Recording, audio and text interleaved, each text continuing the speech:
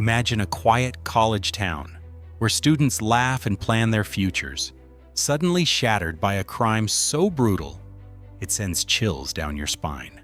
On November 13, 2022, 4 University of Idaho students, Kaylee Goncalves, Madison Mogen, Xana Kernodle, and Ethan Chapin, were stabbed to death in their off-campus home on King Road in Moscow, Idaho.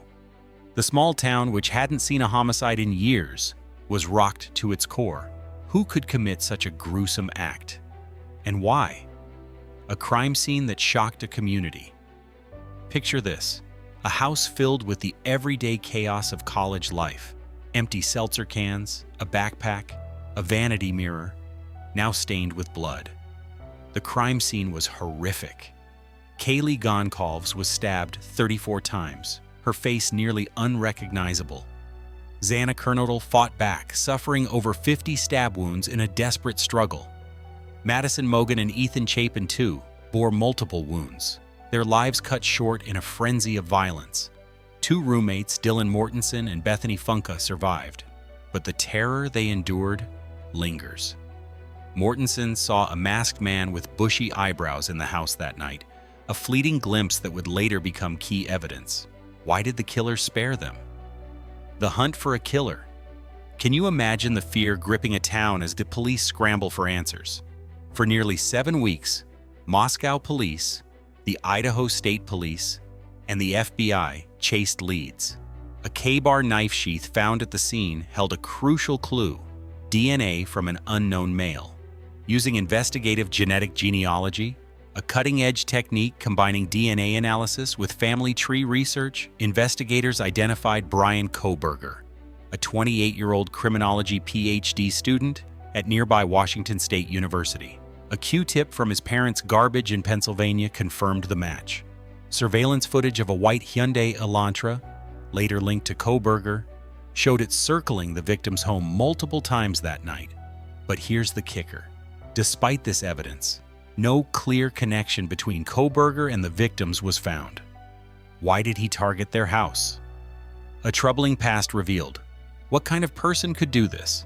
Newly released documents paint a disturbing picture of Kohberger's behavior before the murders. At Washington State University, he was known as creepy and arrogant. Female students reported feeling uneasy around him. One said he lingered behind her at work, only backing off when others entered. Another described him cornering her, making her feel trapped. Classmates noted his sexist and homophobic remarks, and one professor warned he could become a predator if given a PhD. Kohberger's academic obsession with serial killers and sexual burglars raised red flags. Was this a sign of what was to come? A selfie that haunts. Here's something that'll make your skin crawl. Just 6 hours after the murders, Kohberger took a selfie, smiling and giving a thumbs up. Dressed in a white dress shirt, he looked calm, almost smug. Prosecutors pointed to his bushy eyebrows in the photo, linking it to Mortensen's description of the masked man. They also found evidence he bought a K-bar knife and sheath online months before the crime. The sheath, left at the scene, was the key to his arrest. But why take a selfie so soon after such a horrific act? Was it arrogance or something darker? The investigation unfolds. Think about the pressure on investigators as tips poured in. They followed every lead. A man buying a ski mask at Walmart, a nervous figure in a neighbor's yard, even an Uber driver the victims knew. Cell phone data showed Kohberger's phone near the victim's house a dozen times before the murders, and he returned 5 hours after the killings. He wiped his devices, likely knowing his criminology background made him a prime suspect. Yet despite his efforts, the DNA on the knife sheath and his car's movements betrayed him. Still, the big question remains. Why? A guilty plea and sentencing. Fast forward to July 2025. After years of legal battles, Kohberger shocked everyone by pleading guilty on July 2nd, just weeks before his trial.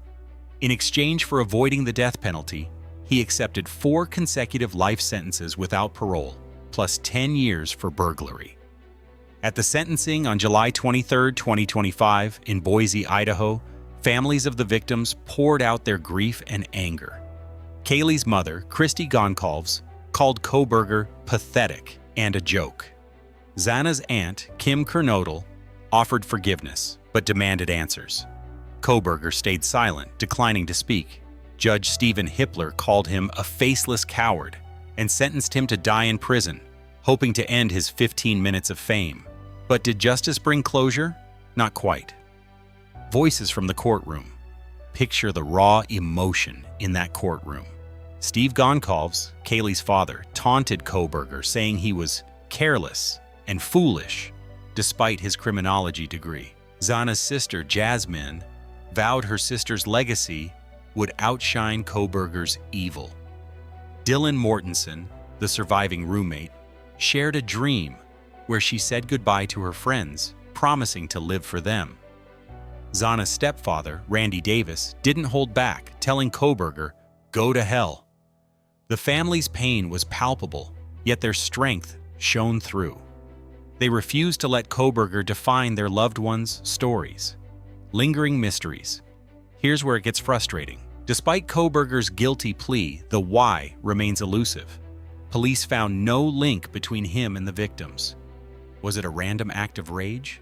A calculated plan by someone obsessed with crime? Some speculate he targeted the house because it was a busy college hub, easy to hide in plain sight. Others point to his troubling behavior toward women, suggesting a deeper motive. Strange clues and unanswered questions. What about the eerie details before the murders? A month earlier, Kaylee saw a man staring at her while she walked her dog. She mentioned a stalker to friends, though she didn't seem overly worried. On November 4th, the roommates found their door open, loose on its hinges, and grabbed golf clubs for protection. Was Kohberger watching them? Police believe he entered through the sliding glass door, a common entry for the victim's friends. And what about unknown male B, whose DNA was found on a handrail? Why wasn't this pursued further? Life behind bars. Now imagine Kohberger in prison, facing a new reality. Less than a month after his sentencing, he filed a sexual harassment complaint claiming threats from other inmates. He requested a transfer, but his life in maximum security is far from easy. A fellow inmate described him as obsessive, washing his hands dozens of times daily and staying awake all night. Will he ever reveal his motives? Idaho law prevents him from profiting off his story, but some hope he'll speak someday. Until then, he's locked away, but the questions persist. Honoring the victims. Here's the heart of the story, the victims' legacies.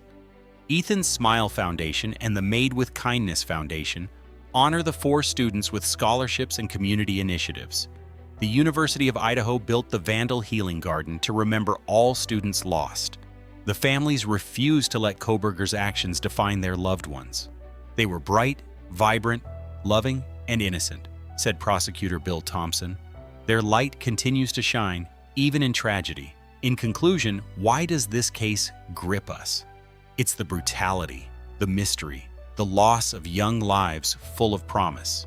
Kohberger's guilty plea closed one chapter, but the story isn't over. The families, the town, and the nation still seek answers. Will new documents or a future confession reveal the truth? For now, we hold on to the victims' memories, Kaylee, Madison, Zana, and Ethan, whose lives were stolen, but whose impact endures. What do you think drove Kohberger? The question lingers, pulling us back to that fateful night in Moscow. If you found this video helpful, tap the bell icon for more content, share your thoughts in the comments, and thank you for watching.